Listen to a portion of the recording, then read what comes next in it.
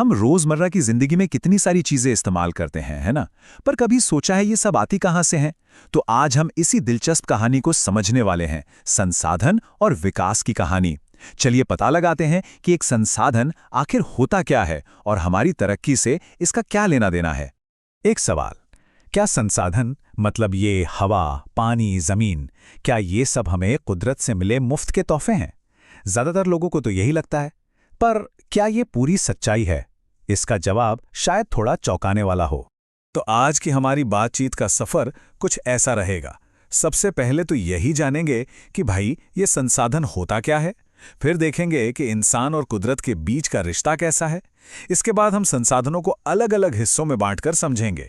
फिर बात होगी उस संकट की जो इनके जरूरत से ज्यादा इस्तेमाल से पैदा हो रहा है, और आखिर में हम भविष्य के लिए एक सही रास्ते पर भी नजर डालेंगे।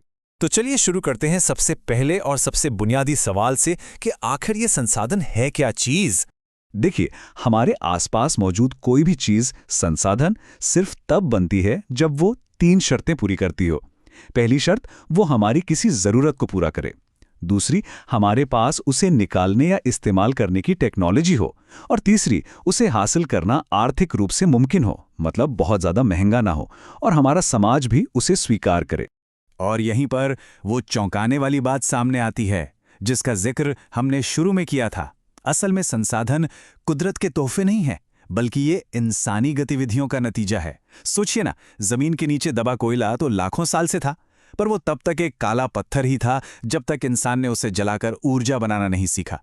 मतलब ये हम इंसान ही हैं जो अपनी टेक्नोलॉजी और अपने दिमाग से कुदरत की चीजों को एक कीमती संसाधन में बदलते हैं।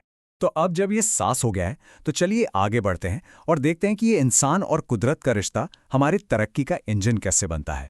ये जो त्रिभुज है ना, ये पूरी कहानी को बड़े अच्छे से समझाता है। देखिए, इसके बीच में कौन है? हम, यानी इंसान। हम क्या करते हैं? हम टेक्नोलॉजी का इस्तेमाल करके कुदरत के साथ इंटरैक्ट करते हैं, चीजें निकालते हैं, और फिर इन चीजों से आर्थिक विकास को तेज करने के लिए हम स्कूल, कॉलेज, फैक्ट्रीज यानी संस्थाएं बनाते हैं। तो ये तीनों, इंसान, कुदरत और संस्थाएं, टेक्नोलॉजी की मदद से एक दूसरे से जुड़े हुए हैं। कोई भी एक दूसरे के बिना अधूरा है। ठीक है, तो अब वक्त है संसाधनों की इस बड़ी सी दुनिया को थोड़ा आसान बनाकर समझने का। चलिए इन्हें अलग अलग कैटेगरी में बांटते हैं। ये फ्लोचार्ट देखिए, इससे चीजें बिल्कुल साफ हो जाएंगी। सबसे ऊपर संसाधनों को हम 2 बड़े हिस्सों में बांट सकते हैं। एक है प्राकृतिक यानी नेचुरल, और दूसरे हैं मानवीय यानी ह्यूमन। अब जरा इस प्राकृतिक वाली ब्रांच को पकड़ते हैं। इसे हम आगे 2 और हिस्सों में बांटते हैं। पहले हैं नवीकरण योग्य, मतलब रिन्यूएबल। सीधे शब्दों में कहें तो वो जिन्हें हम दोबारा बना सकते हैं या जो फिर से भर जाते हैं। और दूसरे हैं अनवीकरण योग्य, यानी नॉन रिन्यूएबल, जो एक बार खत्म तो मतलब खत्म। नवीकरण योग्य में भी काफी वैरायटी है। एक तरफ तो हैं हवा और पानी जैसे संसाधन जो लगातार बहते रहते हैं, कभी खत्म नहीं होते, और दूसरी तरफ हैं जैविक संसाधन जैसे कि हमारे जंगल और उनमें रहने वाले जंगली जानवर। अब आते हैं अनविकरणीय योग्य वाली साइड पर। यहां एक बहुत जरूरी फर्क समझना होगा। इसमें भी 2 तरह की चीजें हैं। एक है पुनः चक्रीय, जैसे कि लोहा, तांबा जैसी धातुएं, जिन्हें हम रिसाइकल करके बार बार इस्तेमाल कर सकते हैं। और दूसरे हैं अचक्रीय, जैसे कि पेट्रोल, डीजल। एक बार गाड़ी में जल गए तो बस खत्म, हमेशा के लिए। यहां तक तो सब ठीक था, पर अब कहानी में गंभीर मोड़ आता है।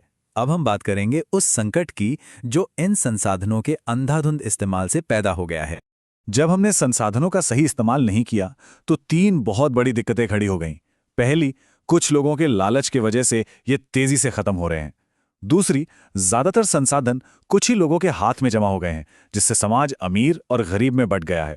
और तीसरी, इसी अंधाधुंध इस्तेमाल ने हमें ग्लोबल वार्मिंग और प्रदूषण जैसे बड़े बड़े खतरों के मुहाने पर लाकर खड़ा कर दिया है।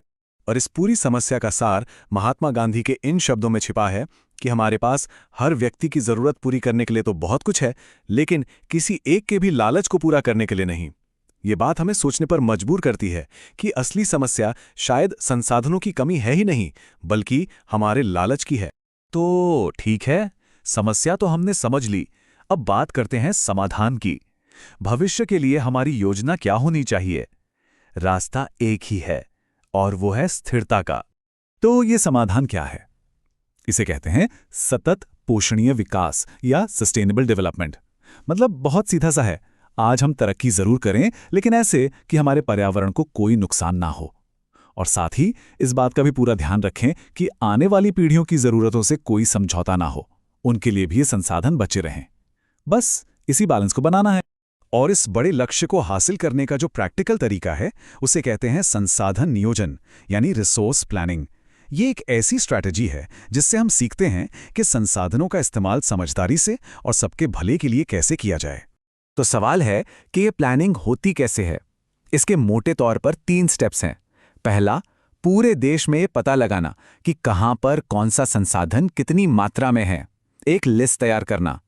दूसरा, फिर एक मजबूत प्लान बनाना जिसमें सही टेक्नोलॉजी और स्किल्स का इस्तेमाल करके उन संसाधनों को निकाला जाए। और तीसरा, सबसे जरूरी, ये देखना कि हमारी ये रिसोर्स प्लानिंग देश की ओवरऑल डेवलपमेंट प्लानिंग के साथ मेल खाती हो।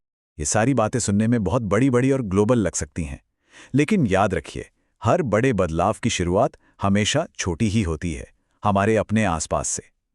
तो आखिर में एक सवाल सबके लिए, जरा सोचिए, आपके अपने इलाके, अपने शहर या गांव में ऐसा कौन सा एक संसाधन है, चाहे वो पानी हो, पेड़ पौधे हो या कुछ और, जिसके लिए आपको लगता है कि एक बेहतर प्लानिंग की सख्त जरूरत है।